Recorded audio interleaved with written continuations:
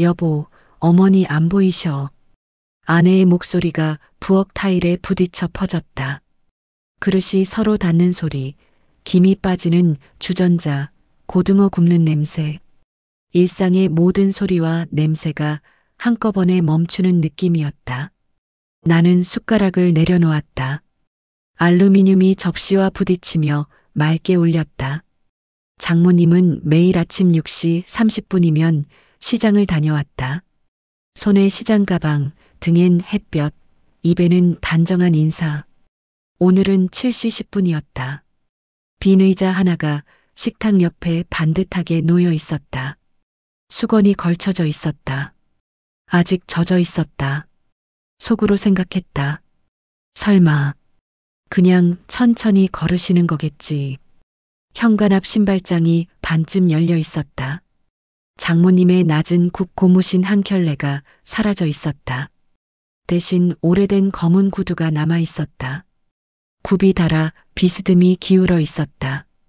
우편함에 한 장짜리 광고지가 꽂혀 있었고 바람이 불 때마다 종이가 혀처럼 들썩거렸다. 전화해봐. 아내가 말했다. 손이 미세하게 떨리고 있었다. 장모님의 휴대폰은 꺼져 있었다. 전원이 꺼져 있어 연결할 수 없습니다. 라는 기계음이 집안의 공기를 일자로 갈랐다. 나는 지갑, 차키, 얇은 점퍼를 집어들고 현관문을 열었다. 차가운 공기가 얼굴을 때렸다. 겨울이 가고 봄이 오기 직전의 공기. 먼 데서 흙냄새가 희미하게 올라왔다. 골목 CCTV는 언제나 있던 자리에 서 있었지만 오늘따라 눈을 감은 것 같았다. 편의점 앞에서 알바생이 핫바를 돌리고 있었다. 전자레인지 띵 소리에 심장이 따라 뛰었다. 아저씨, 혹시 이분 보셨어요? 사진을 보여주자 알바생이 눈을 가늘게 떴다. 아침에 아닌가요? 비슷한 분이 반찬 가게 쪽으로. 몇 시쯤? 6시 반쯤? 잘 기억은. 반찬 가게는 문이 아직 닫혀 있었다. 셔터 밑으로 배인 양념 냄새가 코를 간지렸다. 골목 끝 하천 쪽으로 바람이 불었다. 얇은 봉투 하나가 발목을 스쳤다. 장모님이 자주 가던 다리. 손잡이에 매끈한 녹이 앉아 있는 곳. 다리 위에 섰을 때 금속 난간이 차갑게 손바닥을 붙잡았다. 아래로 흐르는 물이 겨울빛으로 느리게 반짝거렸다. 물 위로 까치 한 마리가 걸어가듯 날았다. 속으로 생각했다.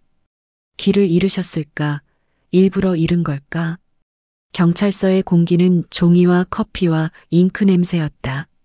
실종 접수 창구에서 젊은 경찰이 차분히 물었다. 최근에 다투신 적은요? 아니요. 어머니는 매일 같았습니다. 치매 진단은요? 없습니다. 다만 밤에 어떤 뉴스나 드라마를 보시면 잠시 혼자 울기도 하셨어요. 무슨 뉴스였는데요? 북쪽 관련. 젊은 경찰이 볼펜을 멈췄다.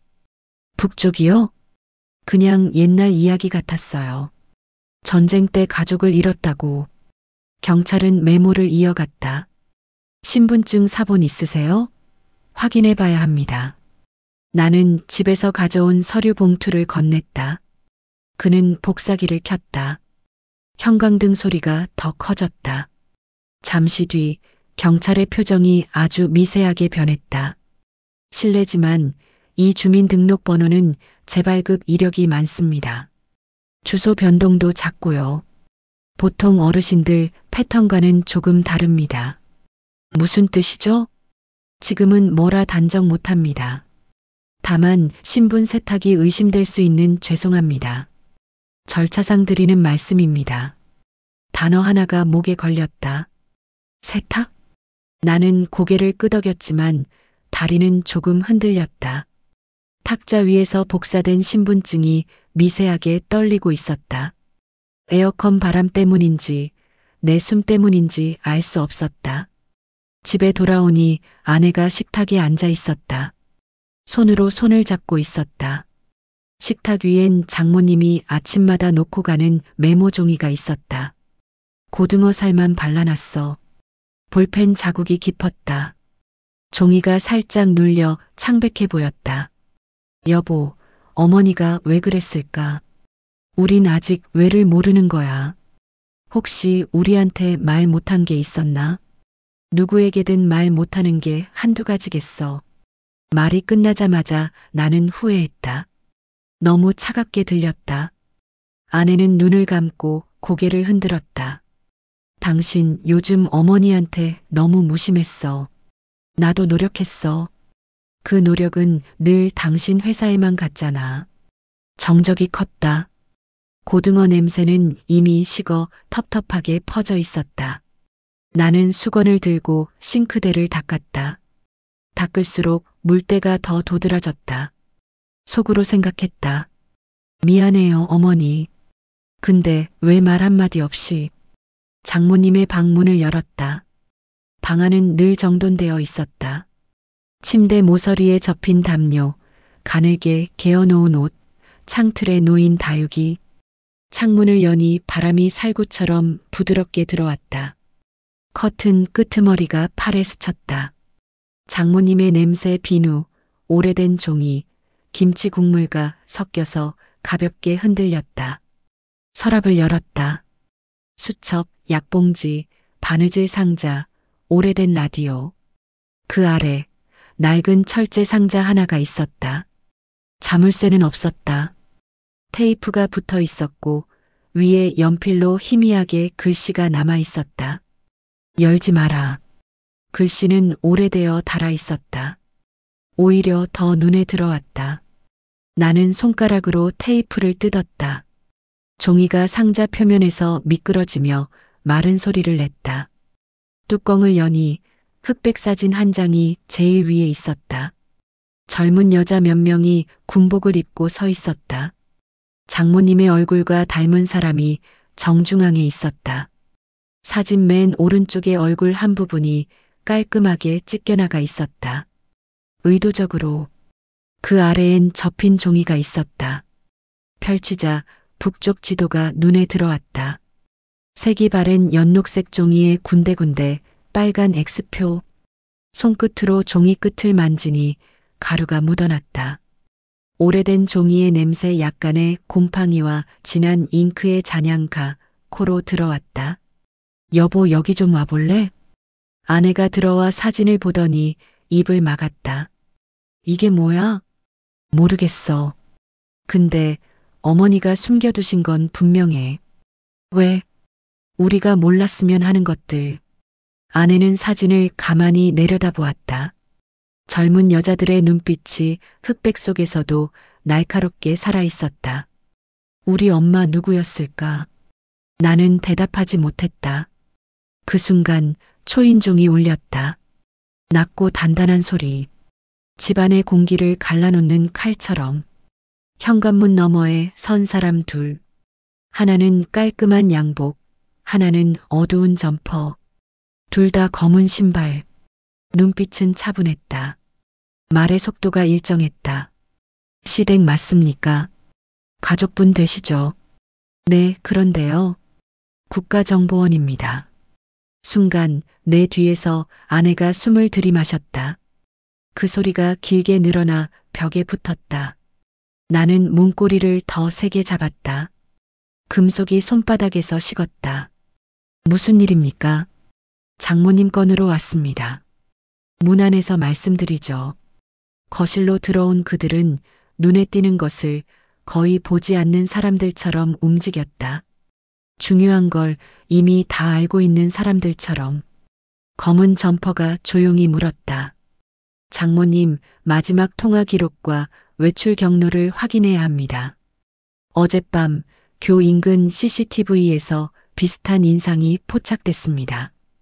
어젯밤이라고요? 아침이 아니라? 그게 첫 번째 이상점입니다.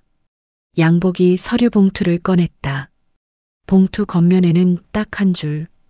확인용 극비 외부 유출 금지. 씨의 장모님은 단순한 실종이 아닐 가능성이 큽니다. 그게 무슨...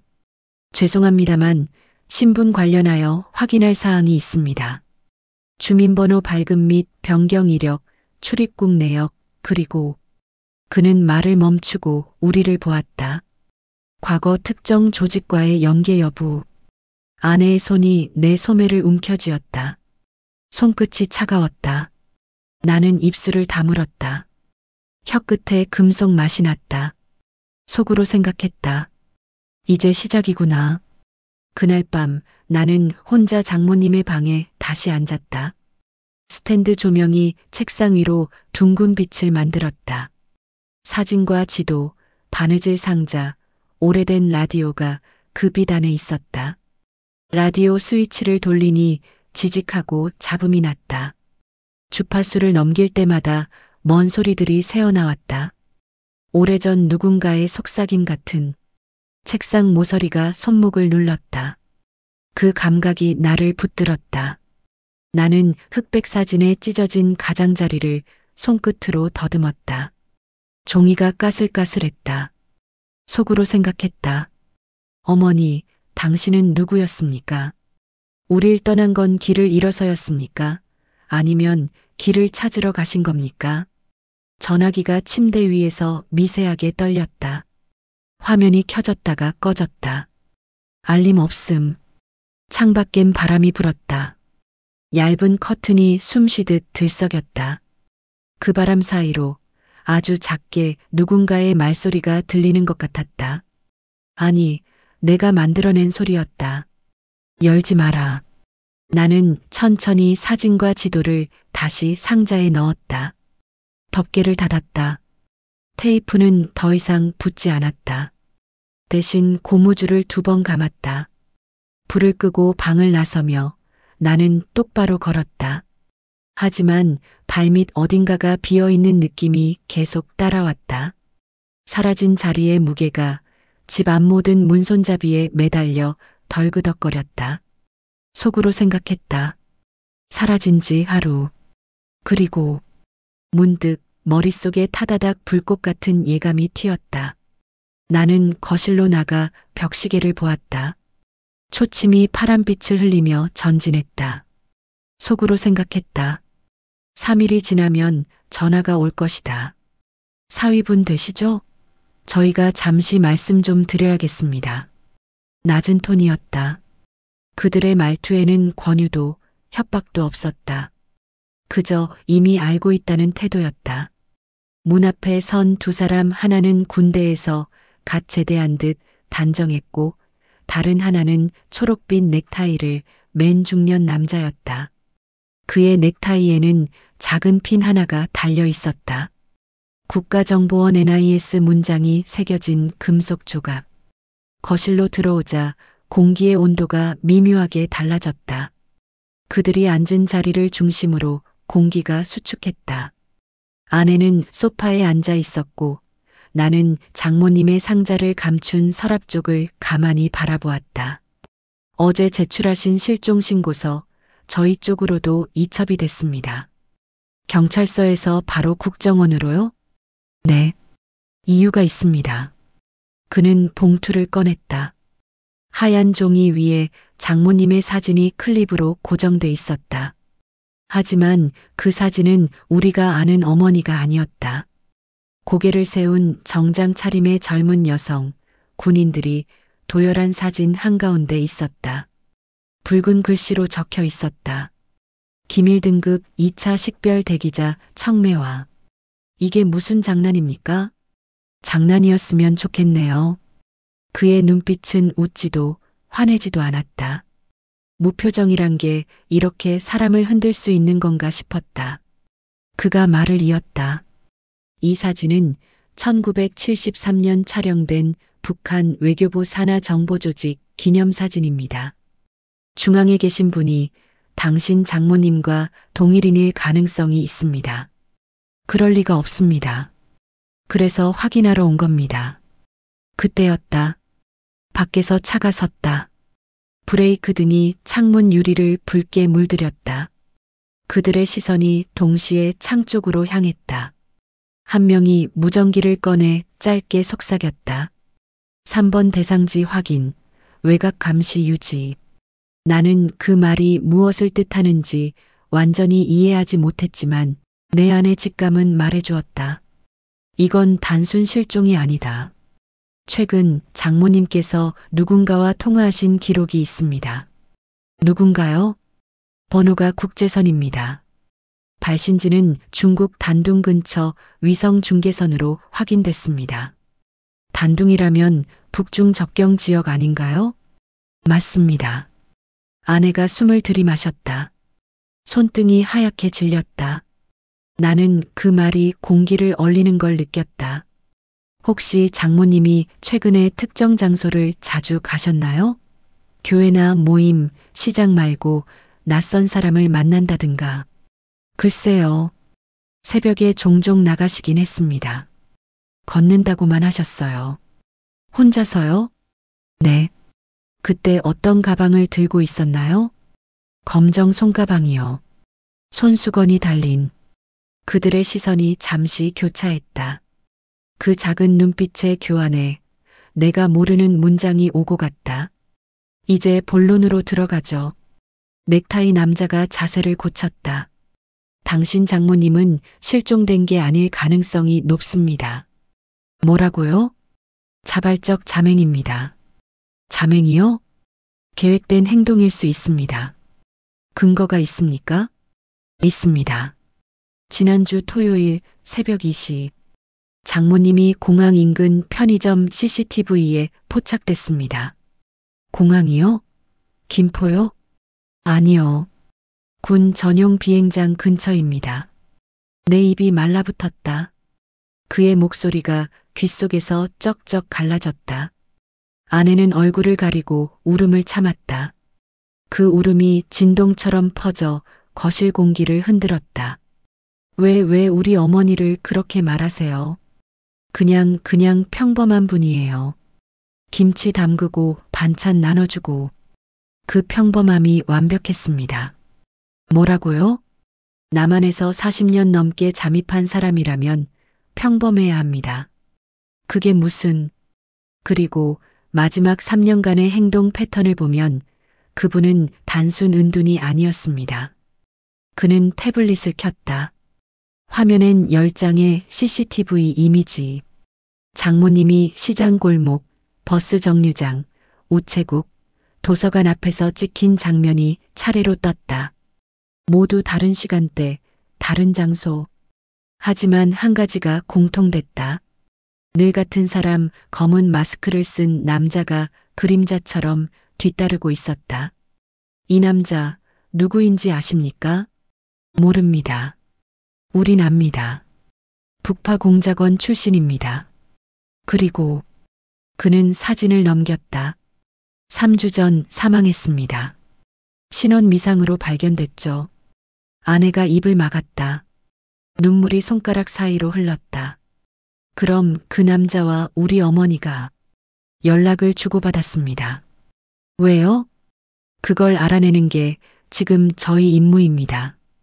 그들이 돌아간 뒤 집안은 소리가 사라진 듯 했다. 냉장고의 웅웅거림도 시계 초침 소리도 들리지 않았다. 아내는 방에 들어가 문을 닫았다. 그 문이 닫히는 소리가 유난히 오래 남았다. 나는 거실에 홀로 남아 장모님의 상자를 꺼냈다. 철제 상자의 냄새가 다시 코를 찔렀다. 손끝에 묻은 금속 냄새가 피냄새처럼 느껴졌다.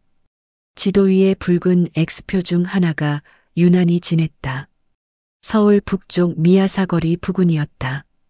그때 휴대폰이 울렸다. 번호는 비공개.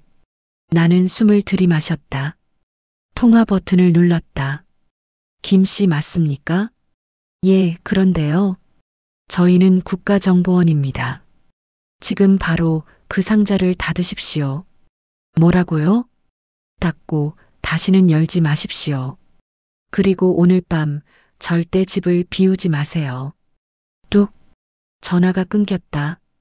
심장이 2번 크게 뛰었다. 그 순간 창문 밖에서 차가 멈췄다. 불빛이 커튼 사이로 스며들었다. 나는 천천히 커튼을 열었다. 길 건너편 검은 세단 안에서 누군가 휴대폰을 들고 있었다. 그 불빛이 내 눈과 마주쳤다. 그리고 꺼졌다. 속으로 생각했다. 이제야 이해됐다. 장모님이 사라진 게 아니라 세상이 장모님을 감추고 있었다. 그날 밤 나는 잠을 이루지 못했다. 휴대폰 불빛이 벽에 희미한 파문을 만들고 있었다. 국정원에서 걸려온 닫으십시오라는 말이 머릿속에서 되감기처럼 반복됐다. 하지만 닫을수록 더 열어보고 싶었다. 속으로 생각했다. 닫으라면 왜 닫으라고 한 거지? 새벽 3시 20분. 아내는 방 안에서 잔 듯 고른 숨소리를 냈다. 나는 조용히 거실로 나왔다. 장모님의 상자가 놓인 테이블 위로 달빛이 기울어 있었다. 금속 표면이 은빛으로 번쩍였다. 그 위에 얹힌 흑백 사진이 마치 나를 내려다보는 듯했다. 나는 장모님의 사진을 다시 꺼내 들었다. 젊은 얼굴, 굳게 담은 입, 군복의 귀끝까지 단정한 자세. 그 옆에 찍힌 자국은 여전히 깔끔했다. 가위로 자른 듯 감정이 없는 단면. 지도는 접힌 자리마다 갈라져 있었다. 붉은 X표가 5개. 서울 북부 한 점, 인천 근처 한 점, 그리고 남쪽 2곳, 마지막 하나는 해안가. 그중 서울 북부 미아사거리 근처의 X가 가장 진하게 남아 있었다. 그곳 근처는 오래된 공장지대와 재개발 구역. 나는 그 지점을 휴대폰 지도에 대조했다. 정확히 구창신 방직 창고 터. 지금은 폐허로 남은 장소였다. 아침이 되자 나는 핑계를 만들었다. 회사에 들렀다 올게. 아내는 아무 말도 하지 않았다. 그녀의 눈엔 붉은 실핏줄이 가득했다. 차에 올랐다. 지도에서 본 그 지점까지 40분 거리. 시내를 벗어나자 바람이 창문 틈으로 들어왔다. 라디오에선 군가 리메이크 곡이 흘러나왔다. 그날의 이별이 내게 남은 건 노랫말이 유리창에 부딪혀 부서졌다. 폐허는 생각보다 가까웠다. 철제 펜스에 출입금지 팻말이 걸려 있었다. 낡은 벽돌 건물 세 채, 깨어진 유리창 사이로 바람이 불었다. 철문이 덜컹거리는 소리가 귀를 긁었다. 먼지 냄새와 녹슨 철 냄새가 뒤섞였다. 나는 스마트폰 손전등을 켰다. 바닥에는 쥐가 쏜 흔적과 떨어진 낡은 가구 조각. 한쪽 구석에 철제 캐비닛이 쓰러져 있었다. 그 문짝이 반쯤 열려 있었다. 가까이 다가가자 먼지가 공기 중에 흩날렸다. 그 안에서 검은 천으로 감싼 상자 하나가 나왔다. 가볍지 않았다. 천을 풀자 낡은 나무 상자가 드러났다. 자물쇠는 오래전 녹이 슬어 있었다. 손가락으로 힘을 주자 툭 하고 자물쇠가 부러졌다. 뚜껑을 열었다. 안에는 작은 카세트 테이프 1개. 라벨에는 붉은 글씨로 한 단어. 청매화. 그 아래엔 오래된 편지 봉투 하나가 들어 있었다. 사위에게. 글씨는 장모님의 필체였다. 손끝이 떨렸다. 나는 천천히 봉투를 찢었다. 이걸 보게 된다면 나는 이미 세상에 없을 거다. 내가 숨겨온 이름은 내가 생각하는 것보다 오래된 것이다. 나를 미워해도 좋다. 하지만 진실만은 알아줘라. 편지에는 짧은 문장만 남아 있었다. 테이프를 재생해라. 그리고 다시는 그곳에 가지 마라. 나는 차로 돌아와 카세트를 손에 쥐었다. 차 안의 공기가 갑자기 무거워졌다. 글러브 박스 안에 있던 옛 블루투스 플레이어를 꺼냈다. 카세트 어댑터를 꽂고 전원을 켰다. 지직, 테이프 돌아가는 소리, 그리고 아주 낮은 숨소리. 이 녹음을 듣고 있다면 내가 내 진짜 가족이다. 내 이름은 김연희가 아니다. 청매화. 그게 내 코드명이다. 1974년 나는 명령을 어기고 남으로 내려왔다. 그날 이후 평양에 내 가족은 없었다. 나는 숨을 멈췄다. 장모님의 목소리였다. 부드럽지만 낯설었다. 사투리가 섞이지 않은 정확한 표준어, 그리고 약간의 단호함. 나는 첩보원이었다. 하지만 내가 전한 건 정보가 아니라 생명이었다. 남편을 살리기 위해, 그리고 태어날 아이를 지키기 위해 나는 이곳에 남았다. 그 아이가 내 아내다. 손에서 카세트가 떨어졌다. 플레이어가 시트에 부딪혀 딸깍 소리를 냈다. 내 심장이 귀 바로 옆에서 뛰는 것 같았다. 국정원은 날 알고 있다. 그들도 나를 이용했다. 그러나 이제 내가 사라지면 너희가 표적이 될 것이다.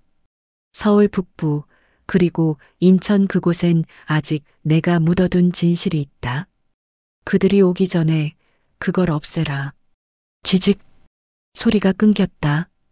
테이프가 끝까지 감겼다. 그때 차 유리창에 무언가 부딪혔다. 탕. 심장이 멎는 듯했다. 바람인가 싶었지만 아니다. 왼쪽 사이드 미러에 레이저 점 하나가 반짝였다. 붉은 점이 내 가슴 위로 천천히 이동했다. 나는 숨을 죽였다. 손으로 불빛을 가리고 시트를 낮췄다.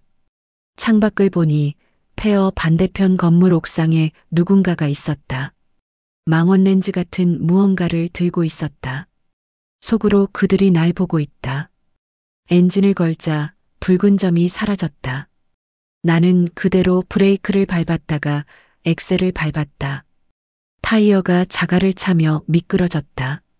거울 속 그 건물이 점점 작아졌다. 집으로 돌아오는 길, 하늘이 이미 푸르스름했다. 동쪽에서 해가 올라오고 있었다. 그 빛이 도로 위의 무릉덩이에 반사됐다. 내 눈엔 피빛처럼 보였다. 집에 도착하자 아내가 거실에 앉아 있었다. 불은 꺼져 있었고 테이블 위에 국정원 명함이 한 장 놓여 있었다. 그 뒤편에는 흑백 사진이 다시 펼쳐져 있었다. 사진 속 찢겼던 자리. 그곳에 새로운 조각이 붙어 있었다. 아내가 울면서 말했다. 이 조각 현관 앞 우편함에 있었어. 누가 넣었는데? 모르겠어. 근데 그녀는 사진을 내게 보여주었다. 찢긴 자리에 새로 붙은 얼굴. 군복 차림의 남자, 젊은 장인어른이었다. 그녀가 남으로 내려온 이유. 그건 명령이 아니라 사랑이었다. 하지만 그 사랑이 지금 누군가에게 전쟁의 기억이 되어 돌아오고 있었다. 문을 두드리는 소리가 오전 9시 정각에 들렸다. 쿵, 쿵. 규칙적인 두 번의 노크. 그들은 약속이라도 한 듯 같은 시간에 다시 나타났다. 검은 점퍼와 초록 넥타이, 전날의 두 남자였다. 김 씨, 오늘은 정식 보고 절차가 있습니다. 무슨 보고요? 가족 보호 조치에 앞서 사실 통보가 우선입니다. 그들의 표정에는 피로가 묻어 있었다. 눈밑이 어둡고 손에는 커피 자국이 남은 종이컵. 누군가를 오래 추적해온 사람들의 얼굴이었다. 거실 중앙에 앉은 넥타이 남자가 가방을 열었다. 그 안에서 금속 서류함이 나왔다. CLASSIFID 대한민국 정보보호법 제15조에 의거. 도장을 찍은 문서철이 들어 있었다.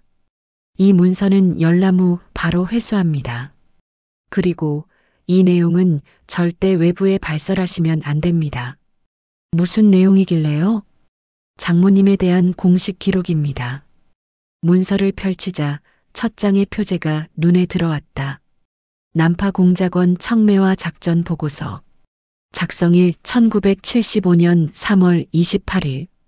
발신 평양 외교부 대남공작과 수신 제오정보국 난파일과. 밑에는 붉은 인장이 찍혀 있었다. 최고 등급 기밀 작전명 청매화. 장모님은 정말 북한 사람이었습니까? 당신들이 생각하는 간첩과는 조금 다릅니다. 다르다니요? 난파 후 임무를 거부했습니다. 그 이후 평양에서 공식 사망 처리됐죠. 대신 대한민국 내 비공식 보호 대상이 되었습니다. 보호 대상이라면 누가 보호를 한 겁니까? 우리입니다. 국가정보원. 아내가 떨리는 목소리로 물었다. 그럼 어머니는 국정원에서 알고 있었던 거예요? 예. 1992년 전향 후 이중자진신고 케이스로 등록됐습니다. 그럼 왜 우리에겐 말 안 했어요? 그게 조건이었습니다. 조건이요? 평생 가족에게 신분을 밝히지 않을 것. 아내의 입이 벌어졌다가 닫혔다. 눈이 허공을 헤맸다. 그녀는 말없이 눈물을 닦았다. 넥타이 남자가 다음 장을 넘겼다. 사진 한 장이 나왔다. 1981년 흑백 군복 차림의 젊은 여성과 남성. 남자는 총상을 입고 병상에 누워 있었고 여자는 그의 손을 붙잡고 있었다. 캡션에는 이렇게 적혀 있었다. 남한군 포로 김석훈 구조작전. 이 사진 혹시 기억나십니까? 저 남자 장인어른이네요. 맞습니다. 그 작전이 청매와의 마지막 임무였습니다. 그는 포로였고 장모님은 그를 탈출시키라는 명령을 받았죠. 하지만 그녀는 명령을 어겼습니다. 어겼다니요? 상부의 지시가 처형이었습니다. 그녀는 그를 죽이는 대신 함께 탈출했습니다. 방 안 공기가 서서히 얼었다. 아내의 숨소리가 얇아졌다. 그럼 그때부터 그녀는 북한의 배신자 그리고 나만의 의심 대상이었습니다. 그는 문서의 마지막 장을 내밀었다. 거기엔 단 한 줄의 명령문. 임무 1043 남한 내 특정 인물 보호. 보호 대상 김유나 1983년 3월 12일생. 나는 문장을 읽고 고개를 들었다. 아내의 이름이었다. 이게 무슨 뜻이죠? 장모님은 당신 아내를 지키는 명령을 받았던 겁니다. 누구로부터요? 북한도 우리도 아닌 제3세력. 그게 무슨 소리입니까? 청매와 작전은 중단되지 않았습니다. 그녀가 사라진 것도 지금 이 순간 누군가가 그녀의 딸을 노리고 있기 때문입니다. 지금 무슨 말을 하는 거예요? 누가 우리를 노려요? 어젯밤 김유나 씨의 휴대전화 위치가 2번 추적됐습니다. 하나는 이 집, 다른 하나는 공항 인근 창고 터, 그리고 그 두 신호의 발신지가 5초 간격으로 동시에 잡혔습니다. 그게 가능합니까? 불가능하죠. 하지만 누군가 같은 신호를 복제했습니다. 복제? 위장 신호입니다. 장모님이 생전에 사용하던 코드 방식과 동일합니다. 그의 손이 미세하게 떨렸다. 말을 멈추더니 한숨을 쉬었다. 솔직히 말씀드리죠. 저희도 지금 장모님의 생사를 확신하지 못합니다. 죽었다고 생각했잖아요. 그건 공식 기록입니다. 그러나 이 메시지를 보시죠. 그는 태블릿을 켰다. 화면에는 지난 새벽 국정원 서버에 도착한 익명 영상 하나가 떴다. 화질이 거칠었다. 어둠 속 흰 머리의 여성이 있었다. 정확히 장모님이었다. 연희입니다. 더 이상 숨지 않겠습니다. 영상은 거기서 끊겼다. 아내가 자리에서 일어났다. 눈물이 아니라 무표정이었다. 그럼 그 영상은 언제 찍힌 거죠? 약 48시간 전입니다. 48시간 전이라면 그녀가 사라지기 직전이죠. 나는 머릿속이 멍해졌다. 그때 넥타이 남자가 조용히 말했다. 김 씨, 이 문장 기억해 두세요. 뭡니까? 청매와는 아직 개화 중이다. 그는 문서철을 닫았다. 그 한 문장이 공중에 남았다. 꽃이 피고 있다는 말이지만 그 꽃잎이 붉다는 뜻 같았다. 그들이 돌아간 후 나는 현관문을 잠그고 소파에 앉았다. 손바닥이 축축했다. 문득 장모님의 테이프가 떠올랐다. 국정원은 날 알고 있다. 그들도 나를 이용했다. 그 문장이 귓속에서 다시 맴돌았다. 나는 느꼈다. 그들이 말한 진실과 장모님이 남긴 진실은 서로 다른 방향을 보고 있었다.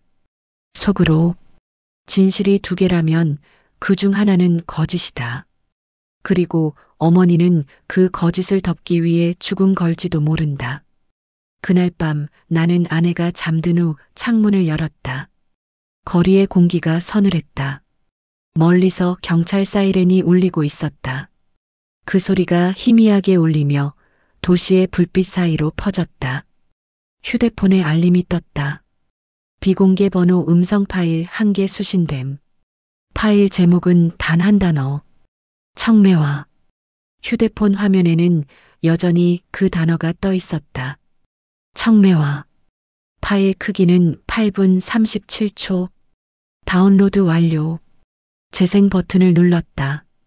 처음엔 아무 소리도 없었다. 지직하는 잡음이 이어졌다. 그러다 낮고 단단한 여자의 목소리가 들렸다. 장모님이었다. 이걸 듣는다는 건 내가 이미 떠났다는 뜻이겠지. 김서방, 그리고 내 딸 유나야. 미안하다. 하지만 이건 피할 수 없는 일이었단다. 내 목덜미에 전류가 흐르듯 긴장이 스쳤다. 손이 저절로 떨렸다. 아내는 옆에서 핸드폰 화면을 바라보고 있었다. 눈물이 이미 볼을 타고 흘렀다. 내 이름은 김연희가 아니다. 청매화 1974년 난파공작원. 임무는 단 하나였다. 나만 내 특정 인물을 보호할 것. 목소리가 잠시 멎었다. 숨을 고르듯 마이크에 바람 소리가 섞였다. 그 인물이 누구였는지 그땐 몰랐다. 하지만 알고 보니 그게 나 자신이더구나. 난 명령을 수행하는 순간부터 보호 대상이 됐다. 그녀의 말은 점점 더 서늘해졌다. 김서방, 내가 이걸 듣고 있다는 건 그들이 이미 움직였다는 뜻이야. 국정원도 북한도 아닌 그들 말이다. 나는 제3조직을 알고 있었어. 전쟁도 정보도 이념도 상관없는 사람들. 단지 돈과 기억으로 세상을 움직이는 자들. 나는 숨을 삼켰다. 그녀의 목소리 뒤로 미세한 금소금이 들렸다. 마치 문이 닫히는 소리 같았다. 그들이 나를 찾는 이유는 내 안에 있는 코드 때문이야. 난 평양에서 도망칠 때 한 가지를 가져왔어. 그건 핵개발 계획이 아니라 사람들의 이름이었단다. 그 이름엔 남과 북의 스파이, 그리고 그 중간에서 거래한 사람들의 명단이 들어 있었다. 김서방, 지금 내 집에도 그 코드 일부가 있다. 그게 바로 지도야. 그 지도 위의 X표들은 좌표가 아니라 이름의 위치야. 내가 지킨 사람들의 흔적. 나는 순간 3챕터에서 봤던 그 지도를 떠올렸다. 빨간 X 5개. 그게 이름이라면 그 중 하나는 이미 사라진 셈이다. 이제 마지막 부탁을 할게. 내가 사라진 곳으로 오지 마라. 하지만 만약 올 거라면 그곳에서 내 편지를 찾게 될 거야. 그 편지는 내 고백이다. 테이프는 거기서 멈췄다.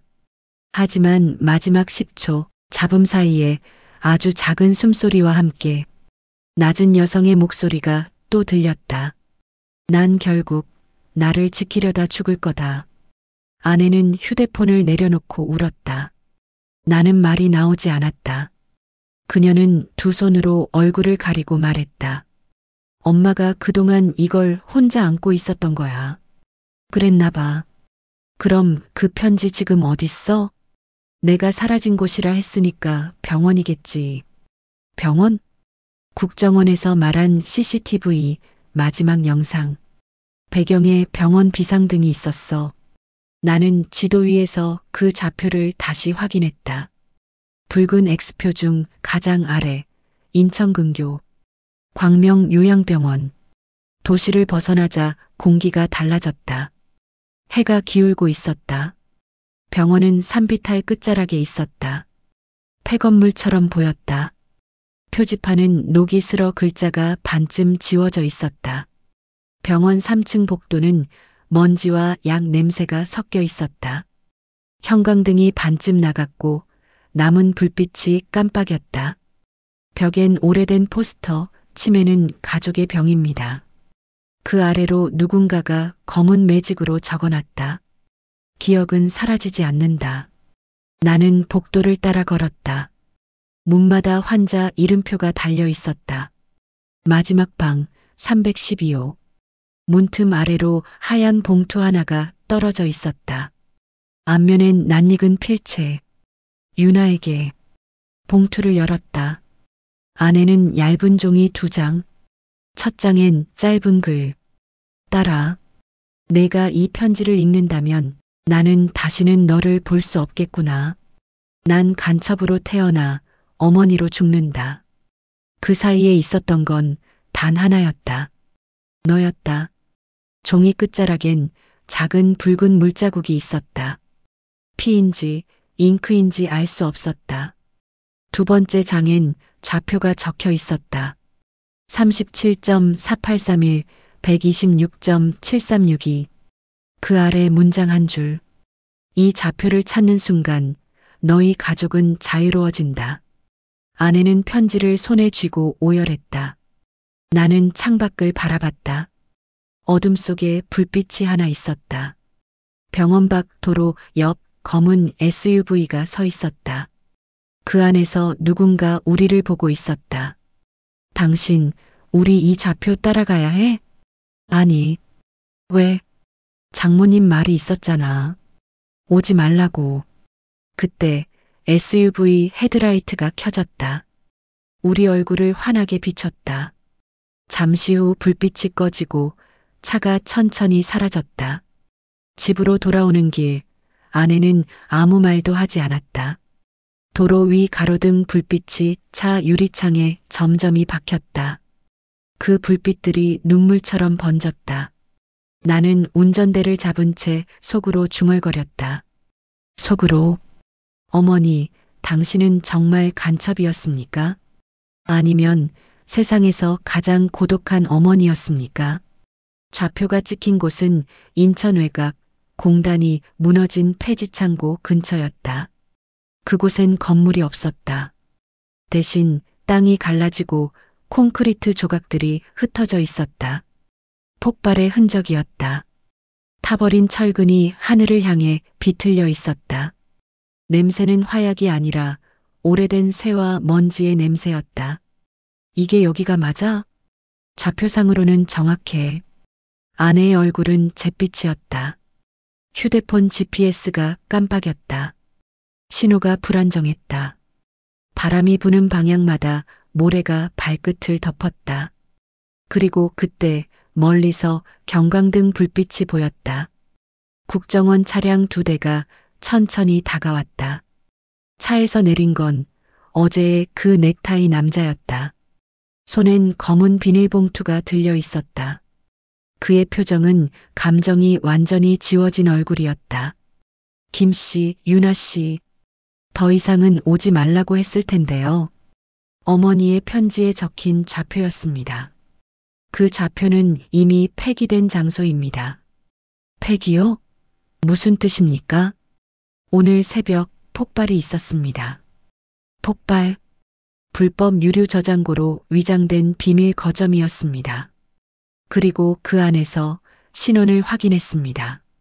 그가 조용히 봉투를 열었다. 비닐 속엔 타버린 금속 배지 하나와 붉은 천 조각. 천에는 3글자가 새겨져 있었다. 청매화. 이게 어머니 거예요? 맞습니다. 시신은요? 찾았습니다. 하지만 온전하지 않습니다. 아내는 그 자리에서 주저앉았다. 모래바람이 그녀의 머리카락을 스쳤다. 하늘은 회색으로 내려앉았다. 장모님은 어떻게 돌아가신 겁니까? 폭발의 중심에 계셨습니다. 자폭이었습니다. 자폭이라고요? 그렇습니다. 내부 폭발 장치가 작동한 것으로 보입니다. 하지만 직접 폭발을 시킨 건 아닌 듯합니다. 그럼 누가요?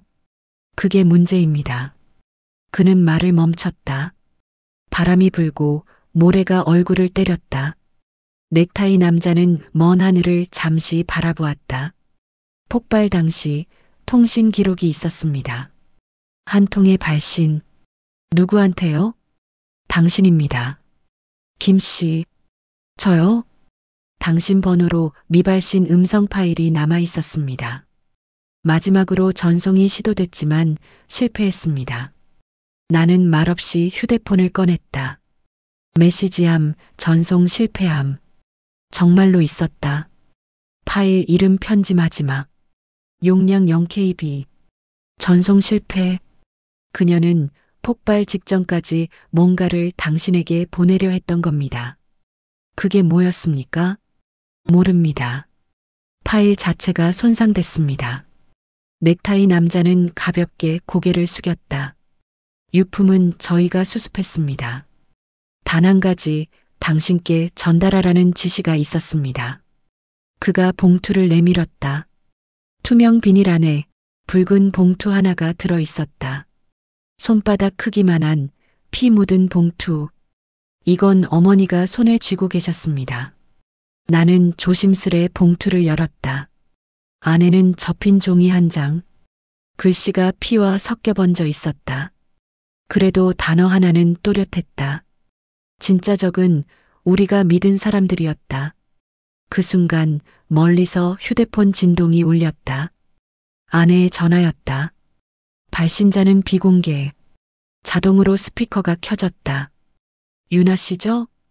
어머니의 마지막 파일을 받고 싶다면 오늘 자정 국립묘지 뒤편 옛 무형고자 납골당으로 오세요. 목소리는 남자였다. 낯선 하지만 어디서 들은 듯한. 끊기 직전 그가 마지막으로 말했다. 그 목소리를 들으면 당신 어머니가 왜 죽었는지 알게 될 겁니다. 뚝. 통화가 끊겼다. 주변은 다시 침묵이었다. 그날 밤 비가 내렸다. 창문 밖으로 전봇대 불빛이 젖은 도로 위에서 일렁였다. 아내는 아무 말도 하지 않았다. 그녀의 손엔 장모님의 붉은 봉투가 쥐어져 있었다. 당신 가지 말자. 가야 해. 그 사람 함정일 수도 있어. 어머니가 남긴 건 다 진실이었잖아. 그건 몰라. 어머니의 진실이 우리 진실일 순 없잖아. 그녀는 고개를 들었다. 눈가엔 빗물이 닿은 듯 반짝였다. 그래도 난 엄마의 마지막 목소리를 들어야겠어. 자정이 다가올수록 도시의 불빛이 줄어들었다. 도로 위에는 빗물만이 흔적을 남겼다. 와이퍼가 천천히 유리를 닦았다. 낡은 국립묘지 입구에 차를 세웠다. 묘비들이 빗속에서 하얗게 서 있었다. 비닐 우산을 든 그림자가 납골당 쪽으로 걸어가고 있었다. 아내가 조심스레 그 뒤를 따랐다. 나는 차 안에서 그녀를 지켜봤다.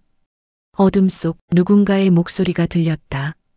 그건 분명 장모님의 음성이었다. 유나야, 이제 그만하자. 엄마 맞아? 난 이미 떠난 사람이다. 하지만 그들이 아직 남아있단다. 그 목소리는 공기에서 울렸다. 스피커도 기계도 없었다. 그냥 공간 자체가 말하는 것 같았다. 내가 지킨 건 나라가 아니야. 내 아버지고 너야. 그러니 다시는 그 이름을 부르지 마라. 청매화는 이제 피지 않는다.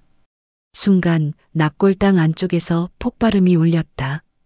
유리 파편이 튀고 불길이 번졌다. 나는 본능적으로 달려나갔다. 연기가 솟구쳤고 불빛이 하늘로 튀었다. 유나. 아내가 무릎을 꿇고 울고 있었다. 그녀 앞에는 녹아내린 철제함이 있었다. 그 안에서 타다 남은 카세트 조각이 보였다. 청매화라고 적힌 라벨은 반쯤 타 있었다. 속으로 그녀는 마지막까지 진실을 태웠다. 우리를 지키려 했던 그 손이 자신의 이름을 지워버린 것이다. 폭발 다음 날 아침 신문엔 단 4줄짜리 기사 한 건이 실렸다. 인천 폐건물 화재, 여성 1명 사망, 신원 확인 중. 그 어디에도 간첩, 국정원, 청매화란 단어는 없었다. 마치 누군가가 연필로 지운 듯 모든 문장이 비어 있었다. 국정원은 연락이 두절됐다. 어제의 넥타이 남자도 점퍼 차림의 요원도 더 이상 나타나지 않았다. 휴대폰으로 전화를 걸면 자동응답 음성이 흘렀다. 해당 번호는 존재하지 않습니다. 아내는 아무 말도 하지 않았다. 불길에 그을린 납골당의 자네를 바라보다가 조용히 말했다. 엄마는 아직 끝내지 못했어. 밤이 되자 나는 장모님의 물건을 하나하나 정리했다. 타다 남은 편지, 붉은 봉투, 금고, 그리고 아직도 제대로 듣지 못한 카세트 잔해. 그날 이후 나는 매일 밤 그것을 복원했다. 녹아내린 테이프를 핀셋으로 펴고 이어붙였다. 테이프는 군데군데 탔고 잡음이 많았다. 하지만 3분 17초쯤 짧은 음성이 튀어나왔다. 유나 서방님 만약 이걸 듣는다면 나는 너희가 진실을 오해하길 바랐다. 내가 간첩이었던 건 사실이야. 하지만 나는 국정원 사람이기도 했어. 나는 손에서 납땜 인두기를 떨어뜨렸다. 불꽃이 살짝 튀며 책상에 닿았다. 아내는 놀란 눈으로 나를 봤다. 무슨 말이야. 엄마가 국정원이라고? 이건 함정이야. 아니야, 목소리 들어봐. 엄마야. 나는 재생을 다시 눌렀다. 나는 북한에서 내려왔지만 그 후 남쪽에서 다시 고용됐다. 서로의 적이면서 서로의 그림자였지. 그들은 나를 필요로 했고 나는 가족을 지킬 기회를 얻었어. 잡음이 섞였다. 금속음, 무전기 소리, 그리고 누군가의 목소리. 낯익은 남자의 목소리였다. 임무 종료. 청매화 회수 완료. 나는 테이프를 멈췄다. 그 목소리를 다시 들었다. 짧았지만 너무 익숙했다. 어제 페어에서 봤던 넥타이 남자. 그가 회수 완료라고 했어. 엄마를 죽인 게 국정원이었단 거야? 아니, 회수라는 단어, 그건 사람을 죽였다는 뜻이 아니야. 그럼 뭔데? 기억을 지웠다는 뜻이야. 그때였다. 현관문 초인종이 울렸다. 3번, 규칙적인 간격으로. 그 소리만으로도 심장이 멎는 것 같았다. 문틈 아래로 한 봉투가 미끄러져 들어왔다. 흰 봉투. 앞면엔 아무것도 적혀 있지 않았다. 봉투를 열자 안에는 USB가 1개 들어 있었다. 테이프보다 훨씬 현대적인 차가운 증거. 컴퓨터에 꽂았다. 폴더 하나가 떴다. 제목 프로젝트 리버스 청매화 회수 작전. 마우스를 클릭하자 화면에 CCTV 영상이 재생됐다. 장모님이 병원 복도에서 걸어가고 있었다. 그 뒤를 넥타이 남자가 따라가고 있었다. 그는 천천히 손을 들어 그녀의 어깨를 잡았다. 잠시 대화가 오갔고 장모님이 천천히 미소 지었다. 끝났죠? 이제 돌아가셔야 합니다. 그럼 내 가족은요? 기억 속에서만 남습니다. 그 다음 장면. 엘리베이터 문이 닫히고 화면이 검게 꺼졌다. 그 남자가 어머니를 데려간 거야. 국정원이 청매화를 회수한 거지. 그럼 엄마는 아직 살아있는 거야? 아니. 그럼 뭐야? 살아있지 않지만 죽은 것도 아니야. 기억이 사라진 상태야. 아내는 눈을 크게 떴다. 기억이? 그녀가 가진 명단, 진실, 그 모든 게 기억 안에 있었던 거야. 국정원은 그 기억을 지운 거고. 그럼 왜 죽었다고 한 거야? 지워진 사람은 살아있는 게 아니니까. 창문 밖에서 검은 SUV 한 대가 천천히 지나갔다. 어젯밤과 같은 차였다. 아내가 떨리는 목소리로 말했다. 그 사람들이 아직 우리를 보고 있어. 응. 그들이 지워야 하는 마지막 기억이 남아있거든. 뭔데? 우리야. 그때 휴대폰이 진동했다. 번호는 다시 비공개. 나는 통화를 눌렀다. 누구십니까? 청매와의 가족이시죠? 누구세요? 진실을 마무리해야 합니다. 그녀의 기억이 완전히 사라지기 전에. 그게 무슨... 오늘 밤 그녀를 마지막으로 볼 수 있습니다. 어디서요? 서울 남태령 국립요양병원. 병동 6호실. 통화가 끊겼다. 내 손이 떨렸다. 눈앞이 하얘졌다. 나는 아내를 바라봤다. 그녀의 눈빛엔 두려움보다 결심이 있었다. 가자. 이건 위험해. 엄마가 마지막으로 남은 기억이라면 우리가 그걸 마주해야 해. 요양병원은 고요했다. 빛이 거의 없었다. 밤 공기 속에 약 냄새가 희미하게 섞여 있었다. 6호실 문 앞에 멈췄다. 문 안쪽엔 희미한 불빛이 있었다. 문을 열었다. 거기 하얀 침대 위에 장모님이 누워 있었다. 눈은 감겨 있었지만 숨은 분명히 있었다. 머리 옆에는 모니터와 생체 신호기, 창백한 손등에 주사 바늘이 꽂혀 있었다. 그리고 침대 옆 의자엔 넥타이 남자가 앉아 있었다. 오셨군요. 이게 뭐 하는 짓입니까? 그녀는 회수된 겁니다. 살아있잖아요. 육체만 남았습니다. 기억은 아닙니다. 왜 이런 짓을 해요? 진실은 사람을 망가뜨립니다. 그래서 우리는 그것을 없애야 했습니다. 그의 말이 끝나자 모니터의 심박수가 삐하고 길게 울렸다. 장모님의 손가락이 미세하게 움직였다. 그녀의 입술이 떨렸다. 그리고 아주 작게, 들리지도 않을 만큼 낮게 이름 하나를 말했다. 유나. 아내는 울부짖으며 침대로 달려갔다. 장모님의 손을 잡았다. 엄마, 나야. 나 유나야. 그 순간 모니터의 파형이 급격히 떨어졌다. 경고음이 병실 가득 울렸다. 요원들이 뛰어들어왔다. 심정지, 이탈 준비. 넥타이 남자가 조용히 말했다. 이제 됐습니다. 그녀는 완전히 자유로워졌습니다. 속으로 자유. 그 단어가 그렇게 잔인할 줄은 몰랐다. 장례는 조용히 치러졌다. 국정원 요원 2명이 조문객을 통제했고 장모님의 관 위엔 태극기 대신 흰 백합꽃 한 송이만 올려졌다.